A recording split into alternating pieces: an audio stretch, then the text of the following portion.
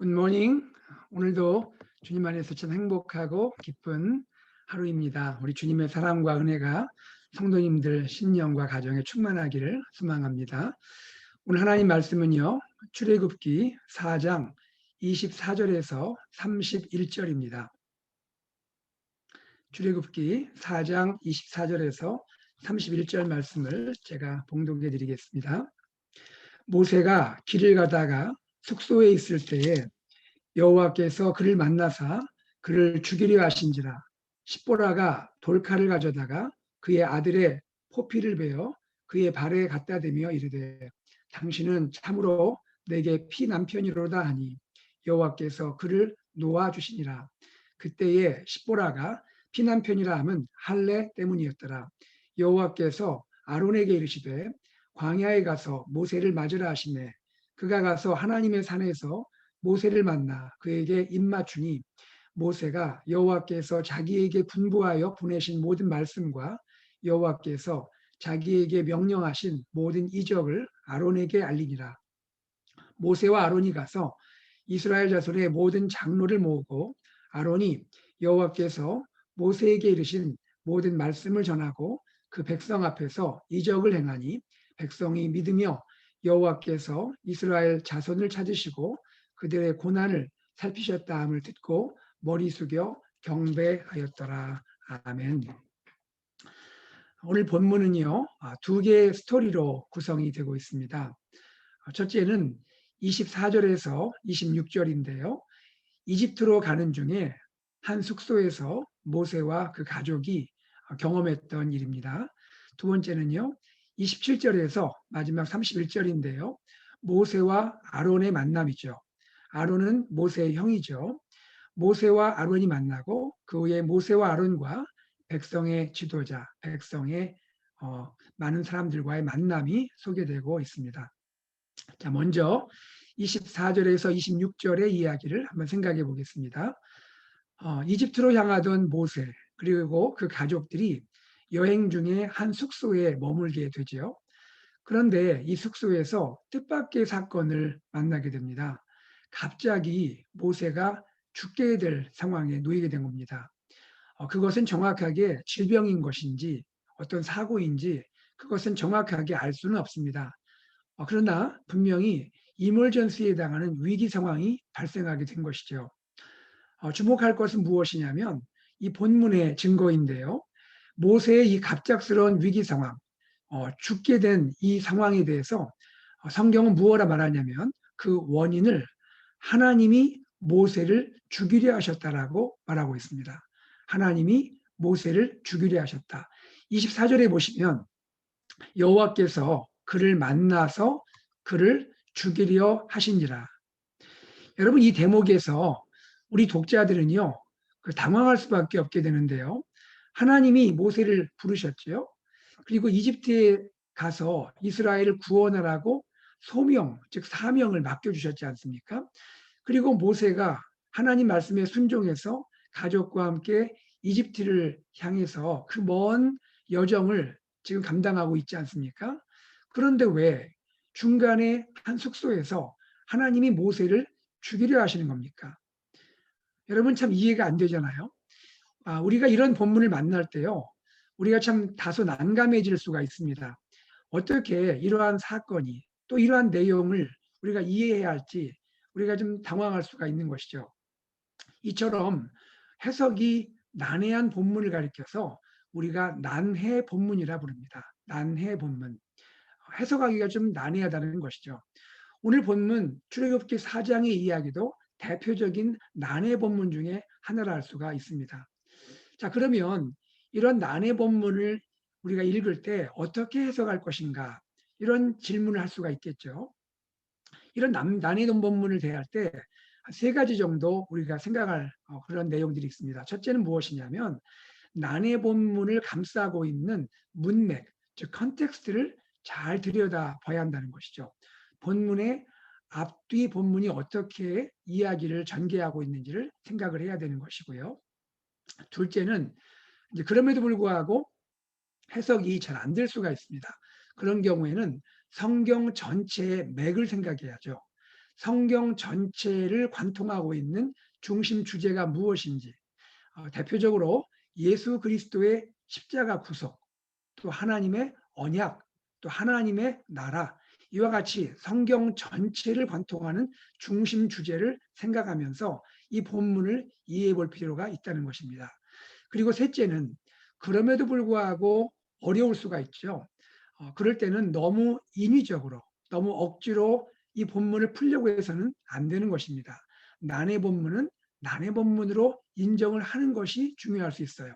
그리고 겸손하게 하나님의 신비로움, 즉 우리의 이성을 초월하시는 하나님의 신비로움을 인정할 필요가 있는 것입니다.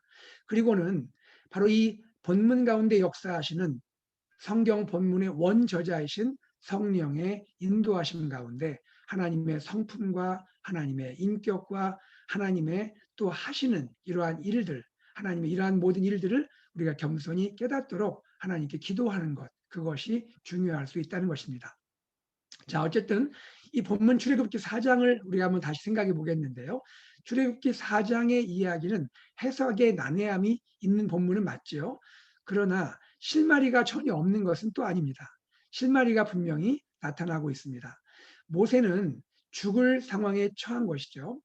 이때 모세 아내 십보라가 한 행동을 우리는 지켜볼 필요가 있습니다. 모세의 아내 십보라는 어떤 행동을 합니까? 즉시 자기의 아들에게 할례 의식을 행합니다. 할례를 행하는 것이죠. 여러분, 할례는 무엇입니까? 이스라엘 히브리 남자아이의 생식기의 포피 일부를 제거하는 것입니다. 그럼 어떻게 됩니까? 피가 흐르게 되겠죠. 십보라는요, 돌칼을 사용해서 자기 아들에게 할례 의식을 행하게 됩니다. 그리고 피 묻은 아들의 이 포피를 남편 모세의 발에 갖다 대는 것이죠. 자, 여러분, 이 이야기를 우리가 이렇게 한번 재구성할 수 있을 것 같습니다. 십보라가 이 할례를 갑자기 행하고는 남편을 향해 이렇게 고백하는 거예요. 남편이 거의 지금 죽어가는 상황이잖아요. 남편에게 이렇게 고백합니다. 여보, 당신은 저의 피남편이에요. 이것을 조금 우리 그 일상으로 표현한다면 이런 거죠. 여보, 정신 차리세요. 여보, 그만 일어나세요. 당신 죽으면 안 되지 않아요. 당신 모세는 나의 피남편이에요. 이렇게 고백하는 상황이라고 우리가 재구성할 수가 있을 것 같습니다. 그런데 놀랍게도요, 이 할례의식 이후에, 갑작스럽게 이루어진 이 할례의식 이후에 모세가 어떻게 되죠? 살아나게 됩니다. 모세가 죽음의 위기를 면하게 되는 거예요. 26절을 한번 읽겠습니다. 여호와께서 그를, 즉 모세를 놓아 주시니라. 여호와께서 모세를 놓아 주시니라. 그리고 그 뒤에 뭐라고 되어 있습니까? 할례 때문이었더라. 할례 때문이었더라. 여기에서요, 우리는 이 모세의 죽음의 위기와 할례의 관계를 연결해 볼 수 있습니다. 그러면서 그 원인이 무엇인지를 유추할 수 있게 되는 것이죠. 모세의 죽음의 원인은요, 모세의 아들의 할례와 관계가 있다는 것을 우리는 유추할 수가 있는 것이죠. 하나님이 모세를 갑자기 중간에 숙소에서 죽이려고 하신 그 행동의 원인이 뭐에 있다는 거예요? 모세의 아들 중 할례 받지 않은 아들이 있었기 때문이다라고 우리는 생각할 수가 있는 것입니다. 여러분, 특별히 25절에 보면요, 십보라가 그의 아들의 포피를 베었다라는 말씀이 나오죠. 여기에 그의 아들이란 말이 나오는데, 그의 아들이란 말의 원어의 의미를 보면 이것은 단수형입니다. 복수형이 아니에요. 아들들의 할례 때문이 아니라 한 아들의 할례 때문인 거예요. 여러분, 우리가 알고 있죠? 모세에게는 아들이 몇 명 있나요? 모세에게는 아들이 둘이 있었습니다. 그 두 아들의 이름이 무엇입니까? 게르솜과 그리고 엘리에셀이죠. 출애굽기 18장 2절에서 4절을 보시면, 출애굽기 18장 2절에서 4절을 보시면 두 아들의 이름이 소개돼요. 하나들은 게르솜, 또 하나들은 엘리에셀입니다. 그러면 이 두 아들 중 누구일까요? 누가 할례를 받지 않았을까요? 아마도 엘리에셀 동생이 아닐까 추측이 됩니다. 왜냐하면 게르솜은 진즉에 광야에서 얻은 아들이고 아마도 할례를 받았을 거라 추측이 됩니다. 둘째 엘리에셀의 경우에는 모세가 호렙산 가시떨기에서 소명을 받고 이집트를 향해서 급하게 출발하잖아요. 그때 아직 이 엘리에셀이 어리지 않았을까. 그런 가운데 급한 출발로 인해서 할례를 받을 기회를 갖지 못했지 않았을까. 이렇게 추측이 되는 것입니다. 학자들이 그렇게 추측을 또 하고 있는 것이죠. 여하튼 둘째 엘리에셀이 할례를 받지 못했다고 이렇게 추측을 하게 될 때에 엘리에셀의 할례 받지 못함, 즉 엘리에셀의 무할례가 결국 이 모세의 갑작스러운 위기의 원인이 되었다고 우리는 생각할 수가 있는 것입니다. 자, 한편 우리 이런 질문을 또 할 수가 있는 것이죠. 아니 그 모세의 아들의 아마 엘리에셀 같은데요. 이 엘리에셀의 무할례가 이토록 심각한 문제인가? 모세가 죽을 만큼 이렇게 심각한 문제인가라는 질문을 또 하게 되는 것입니다. 하나님은 그의 종 모세를 장차 이집트를 구원하고 해방시킬 지도자로 세울 이 모세를 얼마나 아끼십니까? 얼마나 소중히 여기십니까? 그런데 이 할례가 무엇이길래 이토록 그 모세를 죽일 만큼 심각하게 하나님은 이를 만들어 가시는가? 이렇게 다루어 가시는가? 우리는 생각할 수 있는 것이죠. 여기에 대해서 우리는 이 본문을 따라서 대답하게 되는 것입니다. 할례는 여러분 그만큼 심각한 것입니까? 모세가 죽을 만큼 이렇게 심각한 것입니까? 본문을 따라서 우리는 대답을 해야 되는 것이죠. 무엇입니까? Yes, Yes입니다. Yes인 거예요. 그만큼 심각한 상황이었던 거예요. 그만큼 심각하게 하나님은 할례를 여기고 계신 거예요. 달리 말하면 하나님 마음 가운데 지금 모세의 아들의 할례는 그만큼 중요하다는 것입니다. 그만큼 중요한 거예요. 즉 할례는요. 하나님 마음에 너무너무 중요하게 여기는 그런 의식이라는 거예요. 자, 여러분 왜 그럴까요? 왜 그렇게 중요합니까? 그 이유를 이렇게 생각할 수가 있습니다. 여러분 모세를 통한 하나님의 구원의 성격이 뭐냐 이거예요. 하나님이 모세를 통해서 이루실 구원의 그 본질이 무엇이냐는 겁니다. 그것이 고통당하고 있는 한 민족을 정치적으로 단지 해방시키는 그런 사건입니까? 그렇지 않은 거죠. 정치적인 해방 사건을 넘어가는 거죠. 어떤 구원입니까? 그것은 하나님의 택하신 백성, 하나님의 선민 이스라엘을 장차 하나님을 예배하는 백성, 하나님을 경외하는 백성, 하나님을 경배하는 백성으로 삼기 위해서 하나님이 행하시는 그러한 구속사적인 구출이고 해방이라는 것이죠. 달리 말하면 이스라엘이 구원받는 것은 단지 정치적인 해방이 아니라 언약의 백성으로 구출받는 사건이란 말입니다. 언약의 백성이라는 것이 중요하죠. 즉 무엇입니까? 과거에 하나님께서 약속하신 아브라함, 이삭, 야곱과 하나님이 약속하신 그 언약의 백성으로 지금 고통당하는 이스라엘 백성을 구출하시려는 하나님의 의도가 있다는 것이죠. 이스라엘은 단지 구출당하고 해방되는 민족이 아니라 하나님의 언약의 백성으로 구원받게 되는 민족이 된다는 것입니다. 그러므로 하나님의 언약의 구원을 수행하게 되는 지도자 모세는 당연히 그가 이스라엘 백성을 구원하고 해방하기 전에 그에게 속해 있는 가족 먼저 이 언약의 가족으로 인도하고 이끌어야 할 그러한 책임이 있다는 것입니다. 여러분 할례는 무엇을 의미합니까? 할례는 무엇을 상징하는 것이에요? 특별히 구약 이스라엘 백성에게 할례는 하나님의 언약의 표식이죠. 하나님의 언약의 상징인 것이죠. 아브라함의 이 언약을 계승해서 계속 이어져가는 이스라엘 백성들을 향한 하나님의 언약의 상징이고 표식이 바로 이 할례 의식인 것이죠. 특별히 여러분 지금 이스라엘 백성들, 이집트에 있는 이스라엘 백성은 할례를 받았겠습니까? 받지 않았겠습니까? 그들은 할례를 받았겠죠. 고통 가운데 있지만 그들은 하나님의 백성 이스라엘이기 때문에 그들은 다 남자아이가 태어나면 할례 의식을 행했을 겁니다. 자, 이와 같이 언약의 백성들을 구출하는 일에 쓰임받는 모세가 내 가족, 내 자녀들을 먼저 언약의 백성으로 양육하고 인도하고 돌보는 것이 얼마나 중요한가 하는 것을 하나님은 보여주고 계신다는 것입니다. 사랑하는 여러분, 여기에서 우리는 이런 생각을 할 수 있을 것 같아요. 우리 그리스도인의 가정의 이 신앙생활, 특별히 우리 사랑하는 자녀를 신앙으로 양육하는 것이 얼마나 중요한가 하는 것입니다. 우리가 하나님의 귀한 사명을 감당하는 것도 너무너무 귀하고 소중하지만 그러한 사명에 앞서서 내가 속한, 내가 사랑하는 우리 가족들, 우리 사랑하는 우리 자녀들을 믿음 안에서 양육하는 것이 얼마나 중요한 것인가 하는 것을 생각할 수 있다는 것입니다. 우리는 그리스도인으로서 나 혼자만 믿음 생활하는 것이 아니죠. 하나님이 나에게 허락하신 소중한 가족들, 남편, 아내, 그리고 사랑하는 특별히 자녀들의 믿음을 우리가 잘 인도하고 믿음을 잘 이끌어야 할 그러한 책임이 우리에게 있다는 것입니다. 사명이 중요하지만 사명 때문에 나의 가정의 믿음을 돌보지 않는 것은 합당하지 않다라고 주님이 말씀하실 수 있다는 것입니다. 우리는 말씀 안에서 하나님의 은혜 가운데 우리 가족을, 우리 자녀를 인도해야 하는 것입니다.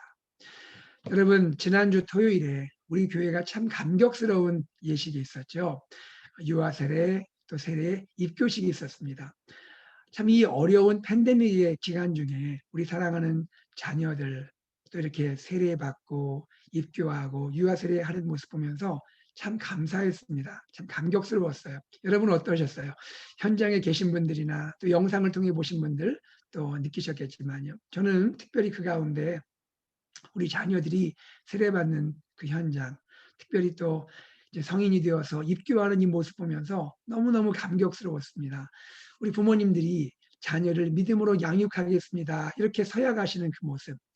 또 그렇게 서약을 한 후에 세월이 지나서 10년, 또 11년, 12년, 13년 세월이 지나서 그 서약 안에서 우리 자녀들이 본인의 입으로 제가 주님을 나의 예수님을 나의 주인으로 고백합니다. 나는 주님의 자녀입니다. 라고 이 고백하는 모습 볼 때 얼마나 은혜롭고 참 감사한지 참 그 감격을 지금도 잊을 수가 없습니다. 우리 부모님 그 서약대로 지금까지 참 오랜 시간 자녀를 믿음으로 양육하고 은혜 안에서 잘 키운 거 생각할 때 참 우리 부모님들 격려해드리고 싶어요. 너무너무 잘하셨어요. 하나님이 얼마나 기뻐하실까요? 저는 이번에 이 모습 보면서 우리 AKPC 공동체 안에 이와 같이 우리 자녀들이, 우리 가족들이 믿음 안에서 계속 믿음으로 성장하고 양육하고 세워지는 이러한 아름다운 일이 계속해서 일어나면 좋겠다 하는 마음을 갖게 되었습니다. 우리 AKPC 공동체, 우리 가족 안에 이러한 믿음이 계속해서 이어지고 주님께 영광 돌리는 그러한 아름다운 가정들, 그러한 아름다운 우리 또 목장들, 그런 아름다운 우리 교회 공동체가 되기를 주의 이름으로 축복합니다. 자, 이와 같이 주님께서는 언약의 백성으로 우리 가정이 먼저 세워지는 것이 참 중요하다 하는 것을 보여주고 계시는 것이죠. 다음으로 두 번째 이야기로 들어가 보겠습니다. 두 번째 이야기. 하나님은 모세와 아론의 감격적인 만남을 허락해 주시죠. 여러분, 모세와 아론이 몇 년 만에 만납니까? 모세는 형의 얼굴을 잘 기억도 못할 거예요. 아론은 그 피덩어리 아기 모세를 기억했을 겁니다. 그런데 벌써 80년 가까이 세월이 지났네요. 80년 가까이 이산 가족이에요. 이 둘이 이산 가족이 되어서 만나지를 못했어요. 피를 나는 형제입니다. 그런데 하나님의 이 교회 가운데 이 형제가 극적으로 만나게 된 거예요. 이산 가족 상봉이 된 거예요. 여러분, 놀라운 것은요. 이 두 사람의 이 만남이 우연의 만남이냐 하는 것입니다. 우연히 만났나요? 우연히 한 사람은 여기를 가고 우연히 한 사람은 이쪽으로 왔나요? 그렇지 않죠. 오늘 본문을 보니까 이 만남이 어떻게 이루어졌느냐. 이 만남의 배후에 하나님의 역사가 있었다는 것입니다. 여러분 27절을 한번 보시기 바랍니다.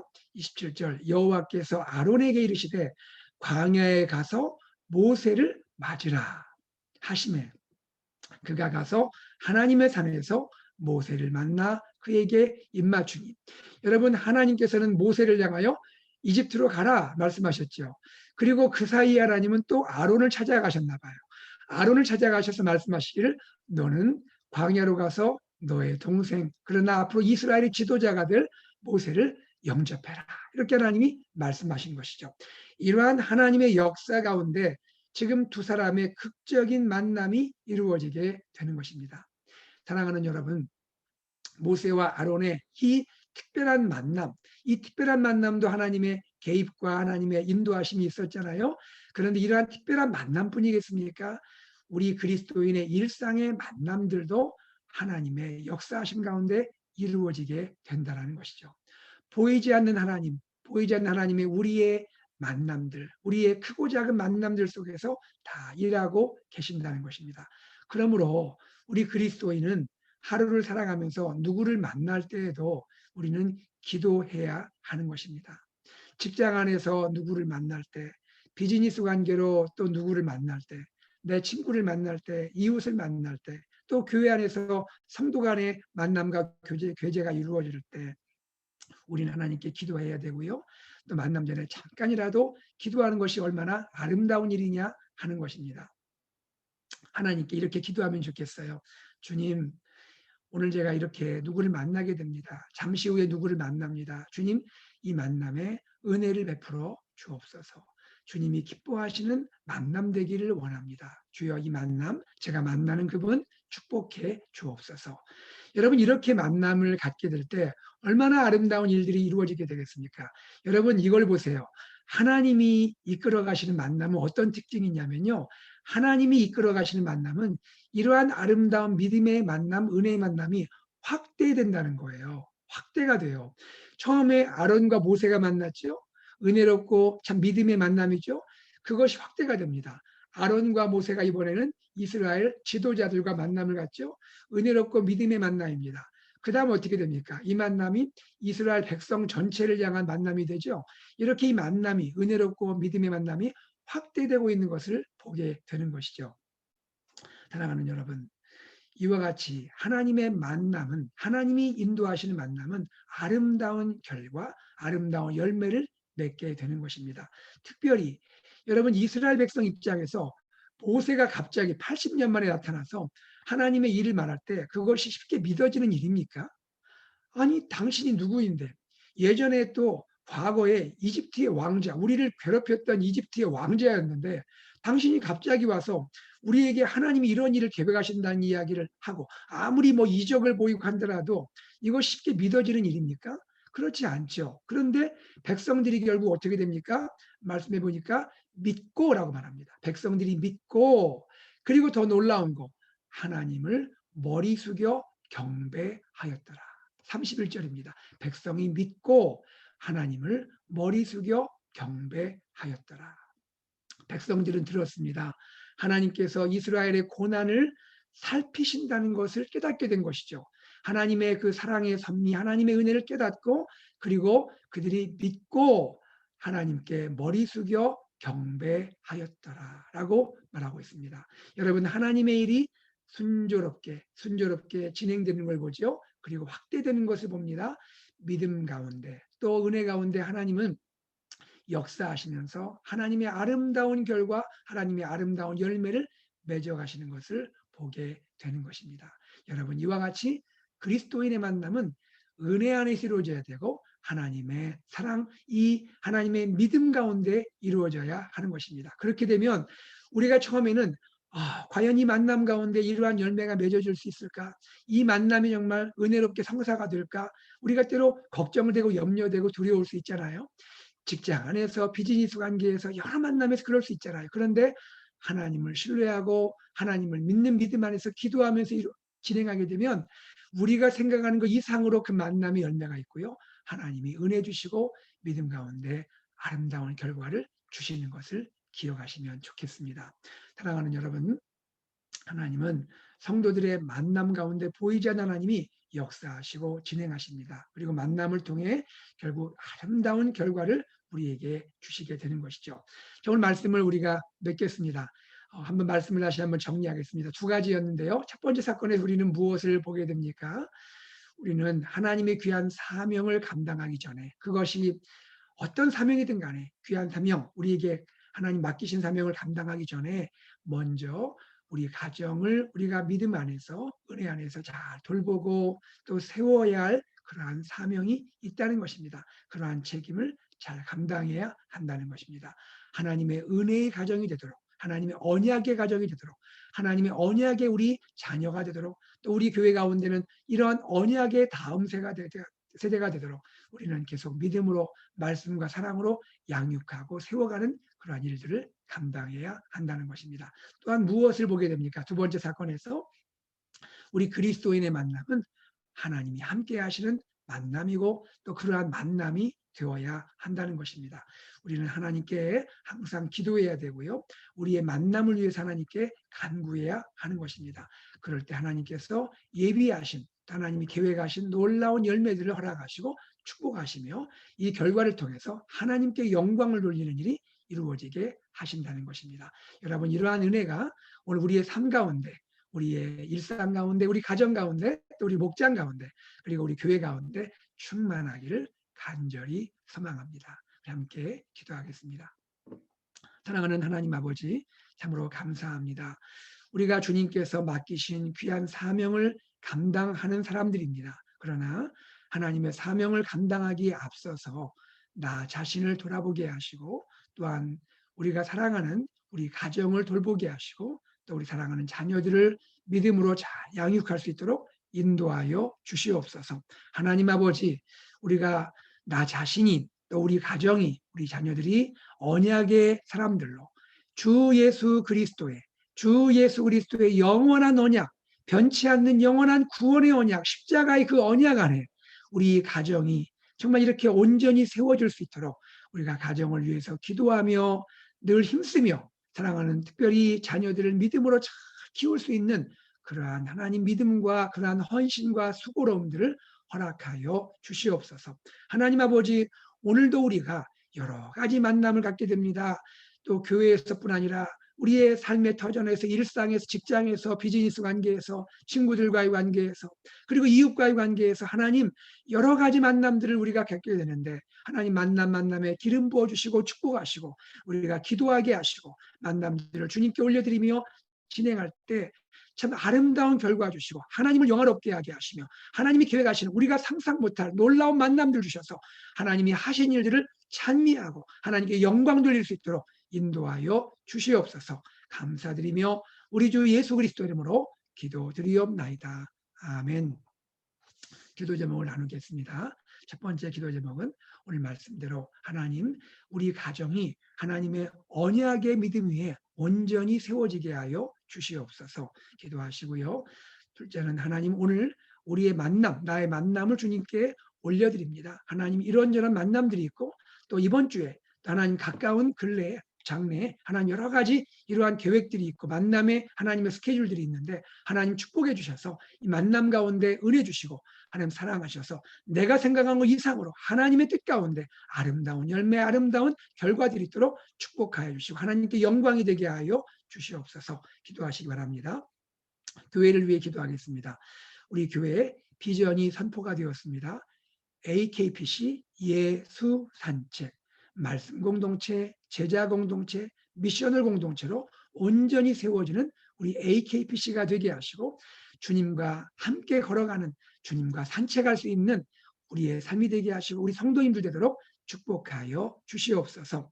하나님, 우리 교회 리더십을 축복하시고 우리 목회자들, 장로님들, 또 집사님들, 권사님들, 그리고 우리 교회 섬기시는 교사분들, 또 목자, 목녀분들, 또 위원회와 부서에 섬기시는 모든 한 분 한 분의 아름다운 헌신과 수고를 기억하시고 축복하시고 우리 교회 공동체가 하나님께 영광이 되게 하여 주시옵소서. 하나님 아버지, 특별히 이제 우리 목장마다 새롭게 하나님 출발합니다. 하나님께서 큰 은혜를 허락하시고 축복하시며 모든 성도가 목장에 참여하여 또 기쁨을 나누며 서로 사랑하며, 또 새로 우리 교회에 등록하시고 또 우리 교회에 방문하시고 우리 교회 가족이 되는 모든 분들이 목장에 잘 편입되어서 사랑을 나누며 말씀으로 하나 될 수 있는 은혜들을 허락하여 주시옵소서 기도하시고요.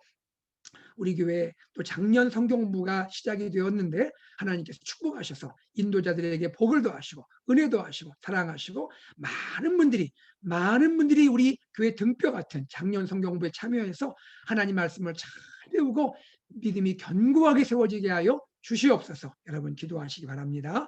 그리고 우리 교회 환우분들을 주님께 올려드리며 기도하시기 바랍니다.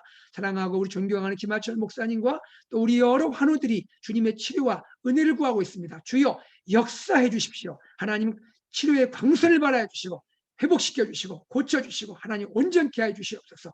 여러 가지 삶의 고난 가운데 있는 성도들을 위로하시고 축복하시고 하나님이여 길 열어주시기를 원합니다. 기도하시고 또 우리 사랑하는 우리 자녀들부터 어르신에 이르기까지 모든 성도가 기쁨과 평강 가운데 지내게 해달라고 기도하시고 특별히 다음 세대 위해서 기도하시기 바랍니다. 또 이 지역 어스틴과 또 미국과 한국과 또 북녘의 동포들을 위해서 세계 열방을 주님께 올려드리며 기도하시고 사랑하는 선교사님들의 가정과 사역을 축복하시고 복음이 능력 있게 증거되어 많은 영혼들이 구원받게 하여 주시옵소서. 여러분 기도하시기 바랍니다. 다 함께 기도 제목을 주님께 올려드리며 기도하고 또 우리 일상으로 나아가겠습니다. 함께 기도하겠습니다.